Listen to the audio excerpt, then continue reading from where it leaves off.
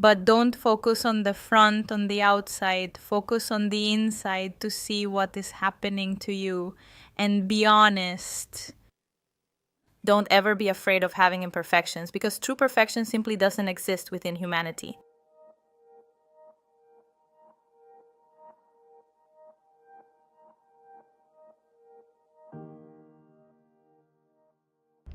Hello, my name is Zenka Caro. I'm founder of LightNet, and my passion and purpose is to make the impossible possible.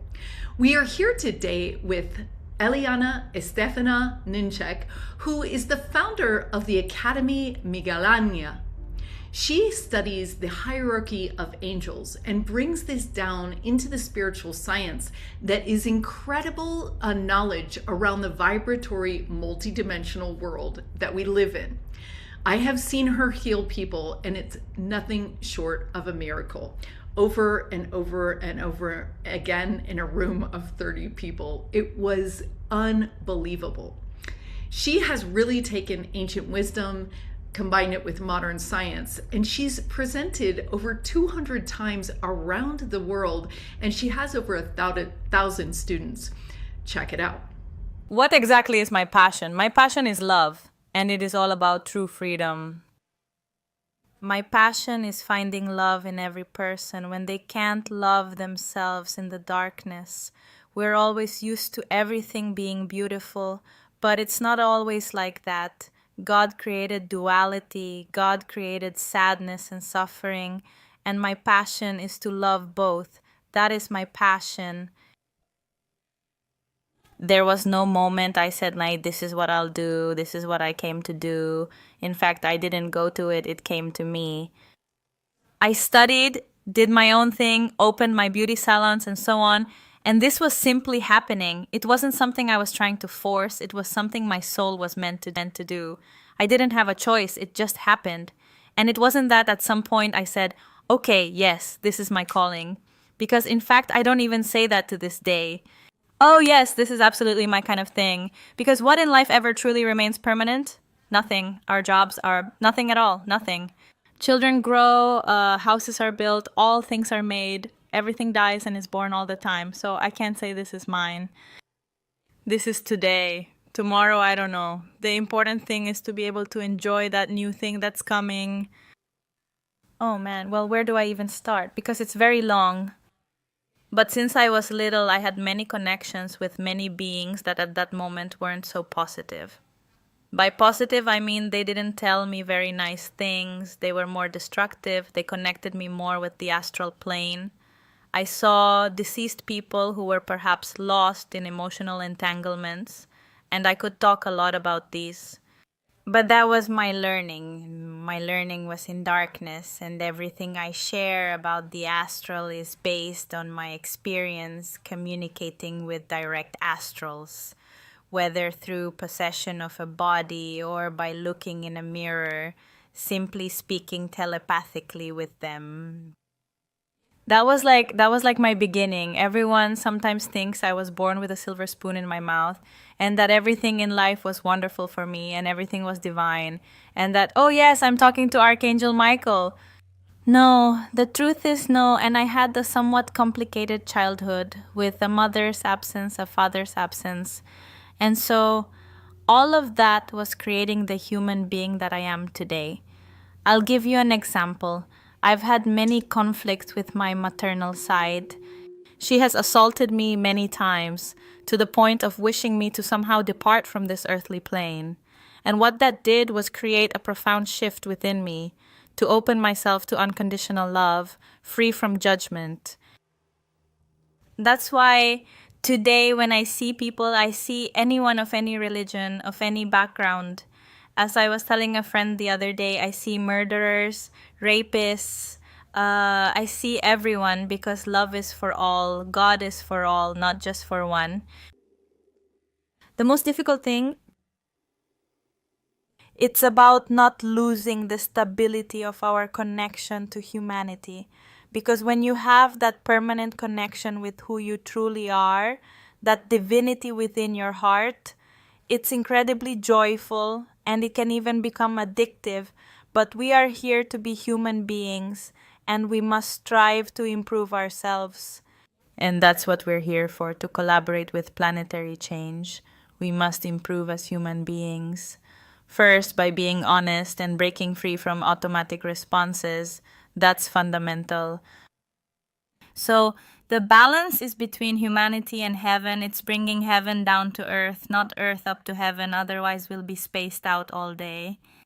So sometimes I get a little lost in those conversations, in that information that takes me away from my present and my sense of humanity.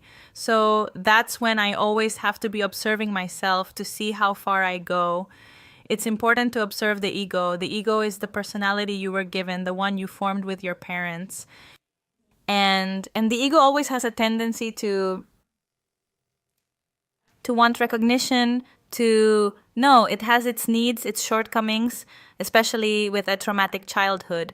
So it's crucial to work on your humanity, to connect with the celestial or extraterrestrial or whatever you want to call it. It's fundamental, because otherwise you're just filling your shortcomings with that ethereal aspect, but you're not loving your own humanity. I believe that's one of the things that, I won't say it's difficult for me, but it's something I'm still working on. That I am looking at him all the time. It's extremely important. Not even I know what I am, huh? So I can give you tons of personalities. I can give you tons of things. My character is Eliana Estefanía Wnetrzak, who studied dermatocosmetology, esthetician, psychology, psychopharmacology, psychogerontology, daughter of, sister of, right? Is that understood? That is my personality, which has all its shortcomings, which has its emotional cysts, and so on. And then we have a heart, the divinity that dwells within us, which coexists with many planes, the planes they call extraterrestrial, Zulmas, Pleiadians, Syrians, Arcturians, and the infinitely, because creation is infinite. We can't grasp it with our minds, we can only feel it with our hearts.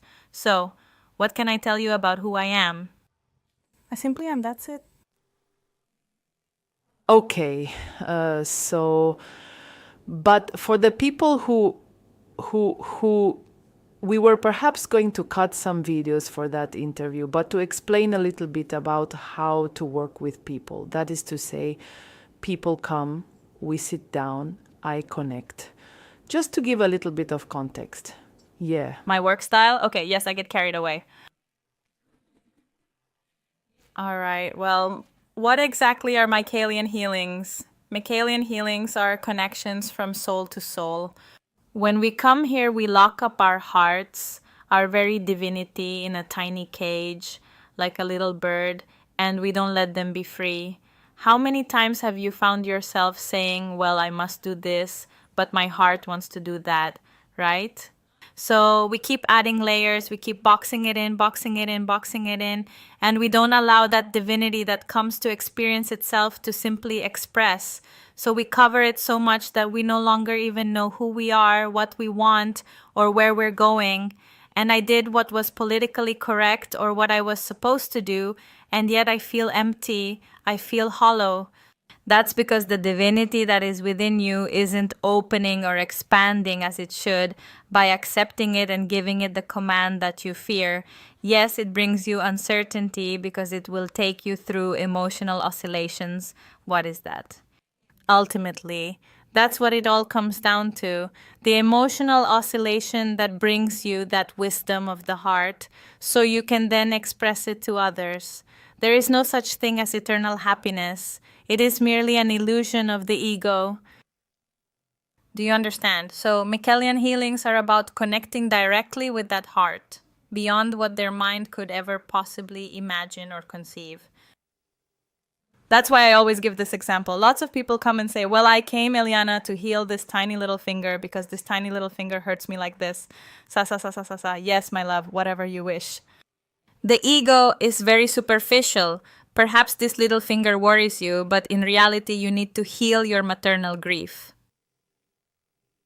Because you've denied it, because you have a deep-seated hang-up, or let's say a subconscious notion that you must always be strong, and so you don't allow yourself to experience any grief in your life. What's more important, that or the little finger? So many times people come and say, oh, I was happy at home drinking mate. I don't know. I said I'd come here. I walk in and I feel like crying. Why do I feel like crying if I'm fine? You think you're fine because you lie to yourself all the time. And then the heart begins to pound like a rapid heartbeat. Ta, ta, ta, ta, ta, ta, ta, ta. Because it wants to be free, it wants to let go of everything it's been holding, that it's been holding on to for who knows how long, including previous generations, what they didn't resolve emotionally. They didn't resolve, no. When I say resolve, it's not an equation. When I say resolve, it's simply to accept and truly love the moment as it is, whatever the emotion may be, even if it makes you feel like you're dying.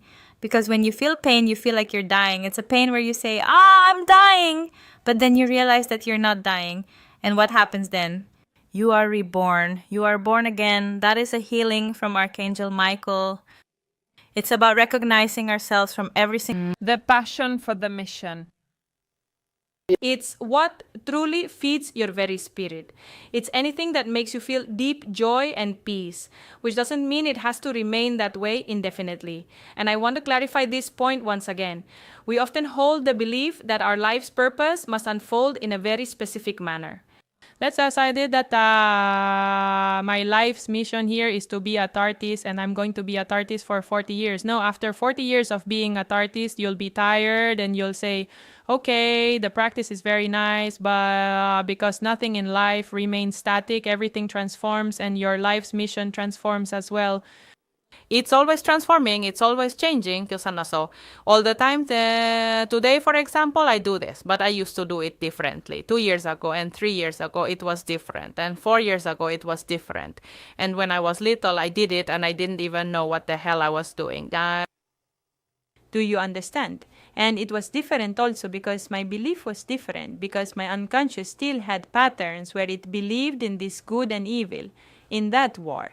And when you find oneness and when you realize you are a child of God and that you create your reality based on your emotions and what you hold in your unconscious, everything absolutely changes. The mission of life is simply to live in the present, to nourish your spirit and just let it transform if it needs to. I'll go back to the example of when people ask me, Ellie, how do you see yourself 40 years from now? 40 years from now, I don't have the faintest idea of how I'm going to look. Perhaps my life's mission is to have a child. And that is a great life's mission. Why? Because you could be a mother who has a special child, who has gifts, who hears, who sees. And then instead of taking him to a psychiatrist, accompanying him through that process, I actually work with many children. In fact, I have groups of kids in Capilla del Monte who work with me, who have gifts. That they are emotionally treated as if they were crazy, that they are called this, that, and all sorts of things, that they are beings who come to continue giving the message of love. Yes, it is. I close my eyes because I'm very much into sensations. It's when I close my eyes, I feel everything. I feel everything, even before I walk in. Many times I feel people's anxiety, I feel their nerves, I feel the pressure in their chest that are like this, and people straining as if saying, no, what's happening to me? I don't know if I'm having a panic attack. I'm going to have a heart attack. I have tachycardia. I'm feeling all of that within me. And in that moment, as I stand here, I'm also perceiving how some hearts are already automatically opening on their own and releasing. They're opening, letting go of whatever they need to let go of, wherever they might have an emotional blockage. Where I have a physical or non-physical illness, because sometimes the symptoms are there, but there's no diagnosis as such, and that's the pre-stage, you see. But they are emotional cysts, they are emotions that are trying to, this is scientifically proven by biodecoding with Hammer's focus, isn't it? When you have an emotion, Hammer's focus forms in the brain. It tries to fix that emotion you don't process in an organ like, say, your throat, etc. But it doesn't mean the emotion goes away.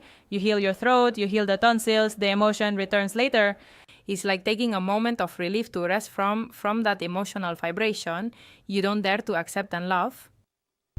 From the very dawn of recorded time, we have known about separation. That is something we are already well aware of. So why don't we make an effort to unite? Why don't we try, with each of us holding our own beliefs, respecting one another, to accomplish something for the world? My call is to all religious leaders. I will sit at that table and say, all right, we know that each person has their own theory, their own truth, and so on and so forth. We all possess the ability to create our own truth every single day. That truth is yours. Fantastic, brilliant. I love it. I bless you. I'm really enjoying myself. I find her to be quite victorious. All right, let's do something. Something together. Whether you're Catholic, evangelical, Taoist, whatever it may be, it all leads to one single purpose. It all serves to nourish the spirit. Why don't we try something different and cease repeating the mental routine of what is supposedly politically correct, what constitutes truth, and who truly possesses it? Connect with your heart and let go of so many things that are just beliefs, because we have so many beliefs that are ingrained in us from the moment we are born, and everything we read, which was written by someone else based on a concept they had at some particular time, it's understood that it's real, real is now, real is what we are feeling. And if you believe that, and I think this is wonderful, but what do you feel? Do you feel like giving love? Do you feel like supporting others? Do you feel like seeing yourself? All right, let's go. No matter what you believe, no matter who you are, let's shed the suit and simply offer our hearts and hands. That is my life's dream. Listen, feel, and observe when you sense things. In that moment when you are with someone and it gives you a feeling, what is happening to you? But don't focus on the front, on the outside. Focus on the inside to see what is happening to you. And be honest. Don't ever be afraid of having imperfections, because true perfection simply doesn't exist within humanity. But don't focus on the front, on the outside. Focus on the inside to see what is happening to you. And be honest.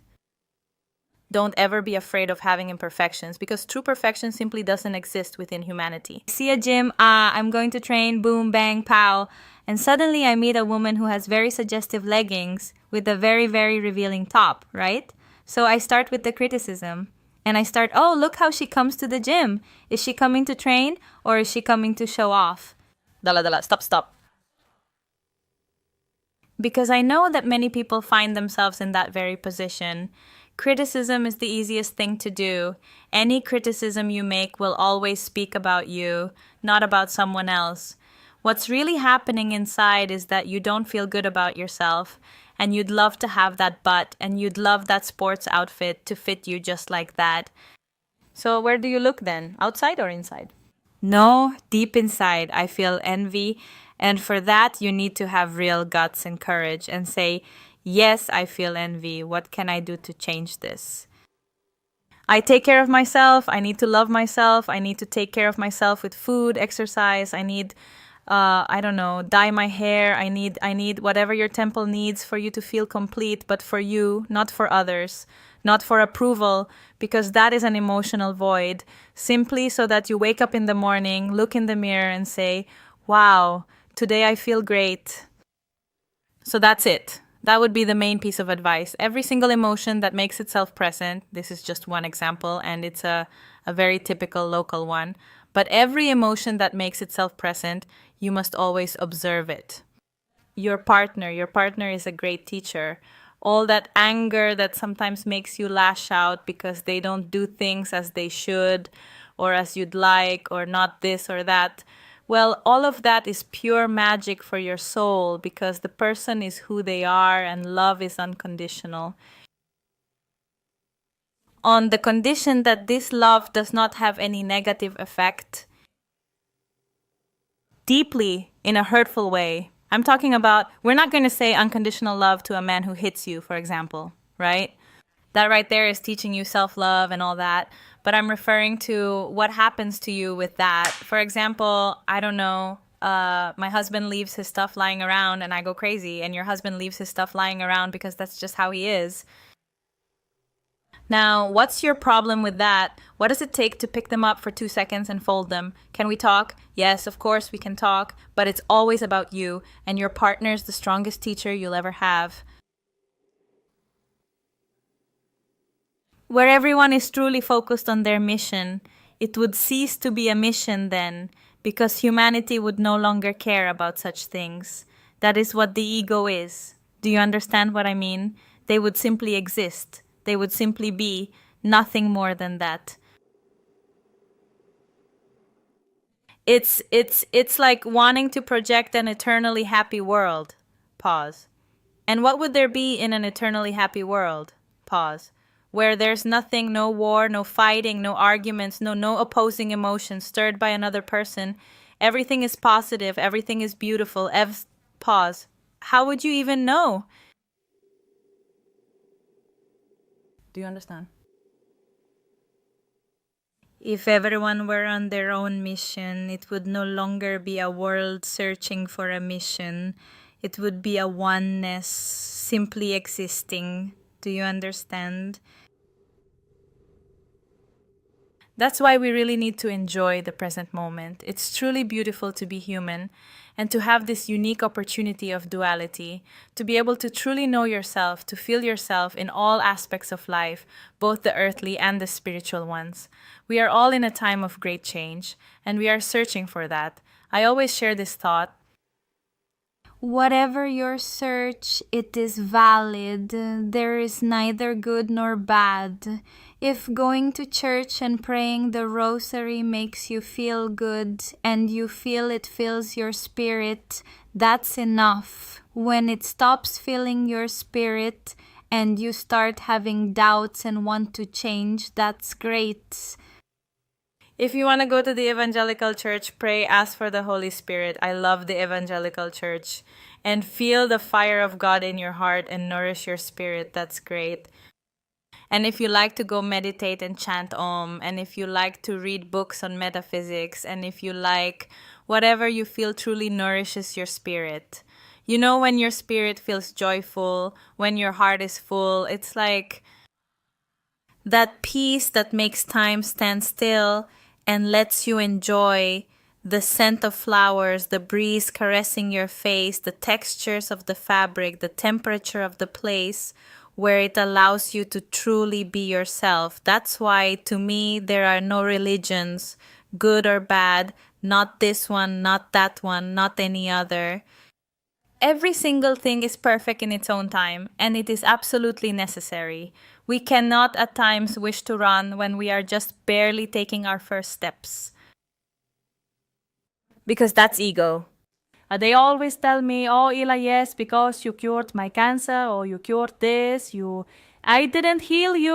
Eliana Estefanía Wnetrzak is taking care of her humanity, her life, trying to get her rest, to deal with their emotional needs and shortcoming, yes, of all that deep internal work. The moment I stand before that person, the only thing I do is open my heart, open myself as a channel, and simply let love do what it is meant to do. I am not doing anything at all.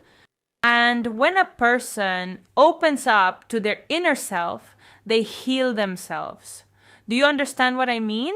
Let's imagine for a moment a person who has gastritis or an ulcer in their stomach. So the heart opens, and my heart, in a way, to give it symbolism, but no. In the heart, there is no symbolism, no form. There is nothing, right? It opens and tells you, well, you've been enduring since you were little, taking care of your parents. That's why you have that ulcer in your stomach that your grandfather had 7 generations ago, who had been enduring. Is that clear? Good. So, my heart is asking your heart this question. Do you truly wish to surrender to that pain and declare, I am so tired, I no longer want this? At that very moment, you automatically step into your own darkness.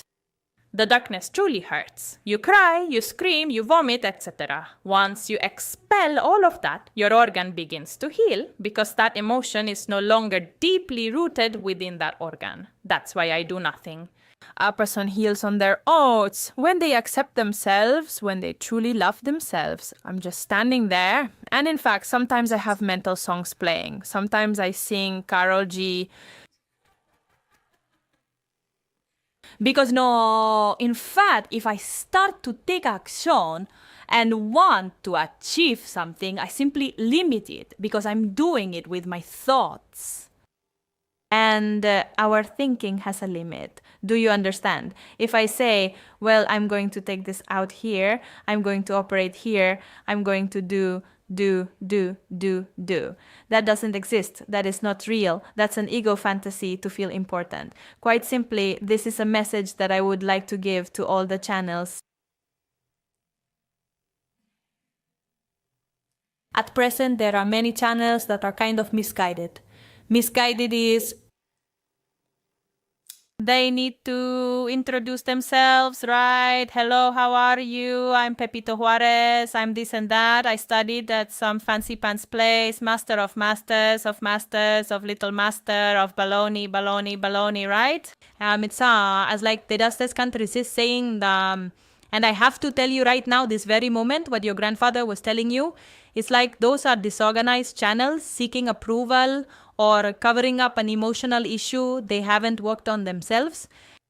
So when we find ourselves off track in that particular moment, we are not doing the will of God. God, Father, Mother, Creator, the universe, universal energy, our higher selves. Use the name that resonates most with you. Is that clear? And Anzesamiason has been happening since the earliest times. Yes, this was in ancient Egypt when was in Odas, was Maskiantas, when knowledge was acquired. Many used it from ego. Anarefas Afro-Brazilian religions and all related to managing astral beings have also been taken by ego. Understood? For they, in truth, come to accompany our process. They come to help us. But someone discovered that they were dual in nature and that they could materialize things and that they could work for a double side. Because the celestial kingdom only knows one polarity. Understood. So, one has to stay firm in oneself, connect with oneself, be honest with oneself. Look, are we always going to have something? We're always going to have something. That doesn't exist because many times I'll do an individual session. So, okay, yeah, go ahead. How are you? How are you doing? So. Tell me, how do you get along with your mother? And the first thing they say is, oh no, I already processed my mother in a constellation. I processed her in, I don't know what, I processed her in can healing, blah, blah, blah. And why are you crying? Because we will always be working on ourselves. That is what we came here for. It is not just working, it is self-experimenting and accepting ourselves. Because work sounds hard, it sounds like a duty, and it is not a duty, it is a joy. It is a joy. Today I am going through this, I become flexible with it, I accept it. Does it hurt? Of course it hurts.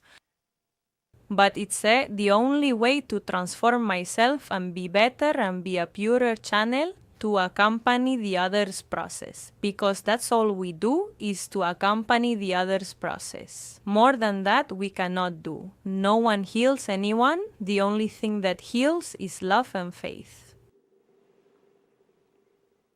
Throughout the years, we measure time and space as past, future, and all that whole thing.